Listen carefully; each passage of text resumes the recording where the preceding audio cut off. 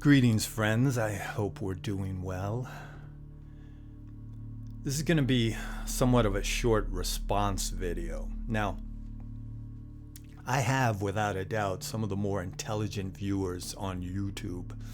I might be patting myself on the back, but it's true. Your questions and comments have inspired me, getting me to not only sometimes alter my perspective, but often motivate me to make videos. Well, someone's comment has done just that, but not for a good reason. Here is that comment. Interesting video, but indulge in the 7 deadly sins? I disagree with that. Sloth is awful, makes people postpone or not fulfill obligations. Gluttony makes people become too fat or obese. Lust can lead to sex addiction or unplanned pregnancy. Envy can make people wish bad things to other people or hate them. Wrath can lead to violence. Greed can lead to people doing anything, which include harmful things, for power, money, or other stuff. And pride can make people fight with each other and or end friendships, relationships. For example, someone criticized me, so due to pride, I decided I wouldn't be their friend anymore. So yeah, I disagree with that part of the video.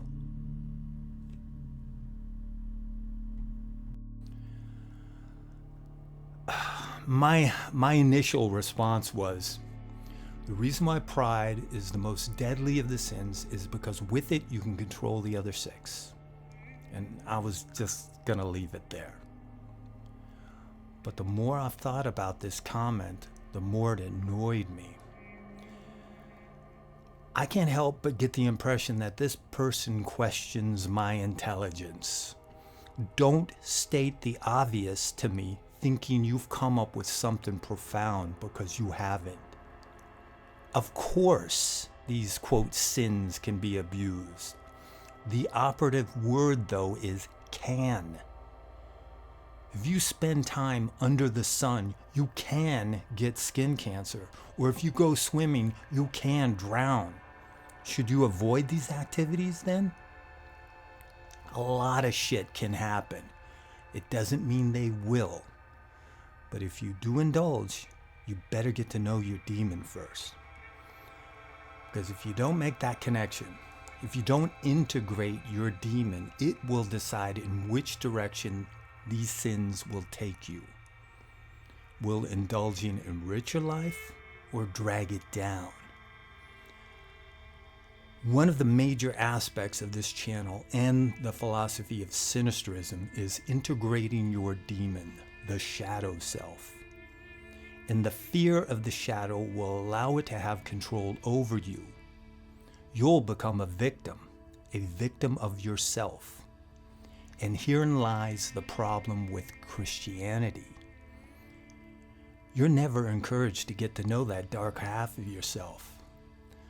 According to that philosophy, you need that special buffer between you and the shadow, that buffer called Jesus. That's how they keep you in control. It's like with politics and politicians.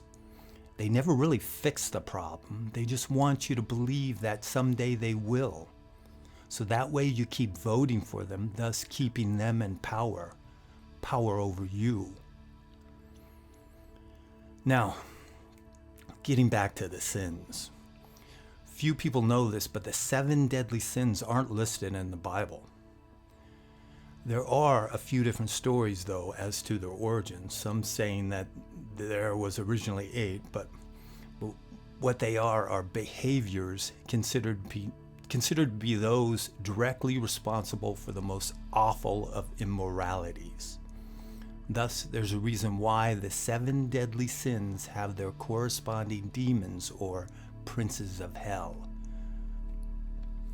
Now, when it comes to the 7 princes of hell, there are a few different lists, but probably the most well-known is Lucifer, pride; Mammon, greed; Asmodeus, lust; Leviathan, envy; Beelzebub, gluttony; Satan, wrath; Belphegor sloth.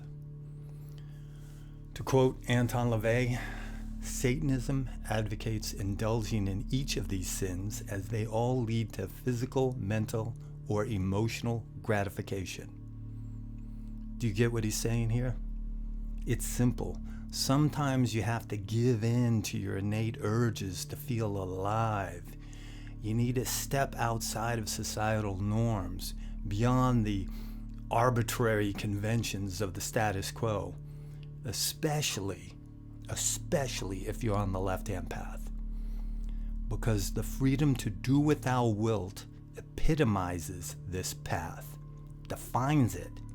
That's what this is. That's what we're doing, because if you're playing by someone else's rules, you won't be on the left-hand path. You would be on the right. Simply put, it's all about freedom of thought and action. But if one chooses to partake in this ultimate expression of freedom, one must also be willing to suffer the consequences. Yes, things can get really shitty if you allow any of these, quote, sins to get the best of you. But to truly live, one must live freely.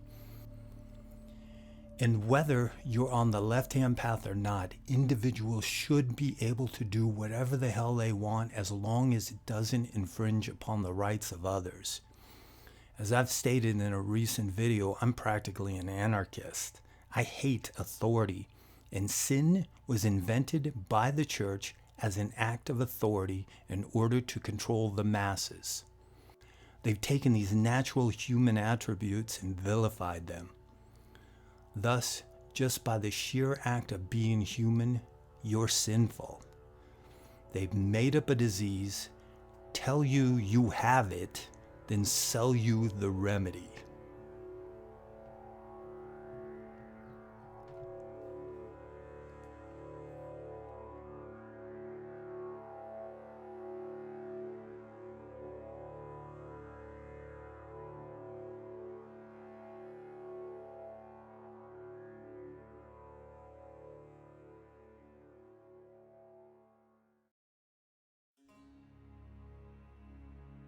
In conclusion, my friends, if you're not a Christian, there's no such thing as sin. The 7 deadly sins are part of the rules of their game. A game I'm not playing, so their rules don't pertain to me. And besides, if one does play their game, as I've stated in my video about the 7 princes of hell, the most powerful sin is pride.